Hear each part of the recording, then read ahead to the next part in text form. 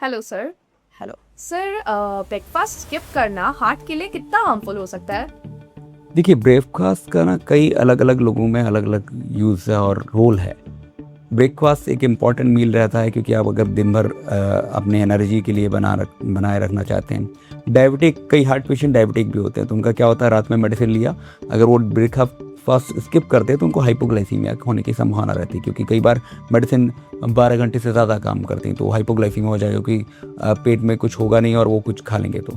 Otherwise लेकिन अगर healthy individuals की बात करें जो एकदम हेल्दी हैं, उसमें अगर वो वेट लॉस करना चाहते हैं तो अगर वो अपना ब्रेकफास्ट स्किप करना चाहते हैं तो कर सकते हैं, पर उसके बाद उनको ओवर ईटिंग को प्रिवेंट करना पड़ेगा। इंटरमिटेंट फास्टिंग में तो ये कहा भी जाता है कि आप एक मील स्किप करें, और मैं पुराने विचारों को भी मानता हूँ कि जो पुरानी रिसर्च थी वो भी कई लंबे से, जो नई रिसर्च आती है वो 10-15 हज़ार लोगों पे होती है, जो पुरानी रिसर्च थी वो सालों से, सदियों से चली आई। तो उसमें ये था कि अगर आप काम करने वाले हैं तो आप कम से कम 2 टाइम खाएं, और अगर आप योगी हैं तो 1 टाइम खाएं, और अगर आप रोगी हैं तो दिन में 3 टाइम खाएं। तो ऐसा था।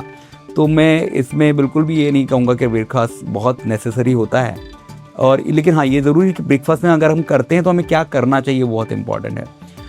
हाई प्रोटीन डाइट और फाइबर वाली डाइट और खट्टी चीज़ों से शुरुआत करनी चाहिए, क्योंकि आप अगर कार्बोहाइड्रेट ज़्यादा लेते हैं तो फिर दिन भर आपको कार्बोहाइड्रेट की मतलब वो क्रेविंग बनी रहती है और खाने का मन करता है। तो कॉम्प्लेक्स कार्बोहाइड्रेट मतलब साबुत अनाज खाइए, जो आप कहते हैं अंकुरित खाएं, या फिर आप जो है जो सुबह चाय पीना तो बहुत ही बेकार हो जाता है। अगर चाय में आप शुगर डाल के ले रहे हैं, चाय या टी है जो भी ले रहे हैं आप, उसमें शुगर डाल के ले रहे हैं, तो शुगर को अवॉइड करना चाहिए। तो लेमन बटर बेस्ट होता है अगर आप चालू करें, मतलब आप कुछ भी लेने से चालू करें, उसके बाद फिर आप सलाद और प्रोटीन, हाई प्रोटीन, या जो आप अंकुरित अनाज खा रहे हैं या दालें खा रहे हैं, या फिर आप नॉन वेजिटेरियन है तो चिकन वगैरह जो भी खा रहे हैं, तो या एग खा रहे हैं, एगिटेरियन है तो ये सब लेना बेहतर है।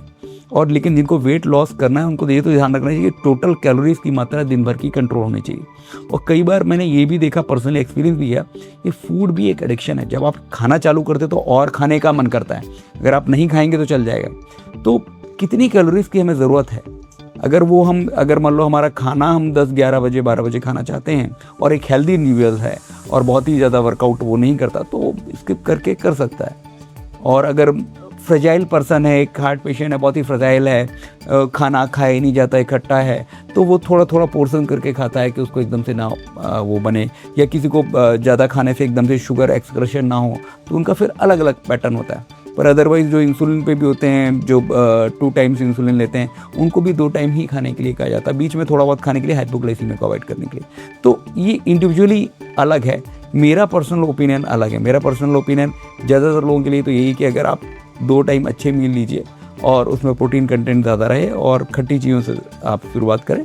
अगर आप वेट लॉस के लिए जा रहे हैं तो डेफिनेटली आप ब्रेकफास्ट को स्किप कर सकते हैं, और अगर आप वैसे अदरवाइज़ हैं तो फिर आपको खाना चाहिए, क्योंकि अगर फास्टिंग आपका इतना लंबा है। क्योंकि कई बार क्या, हम वो फास्टिंग ब्रेकफास्ट तब करते थे, हम 8 बजे खाते थे और हम रात में 11 बजे खा के सोते हैं, तो फिर उस कंडीशंस में अलग हो गया कि आप ब्रेकफास्ट स्किप ही करें तो बेहतर है, क्योंकि नहीं तो दिन भर ही खाना खाना होता है।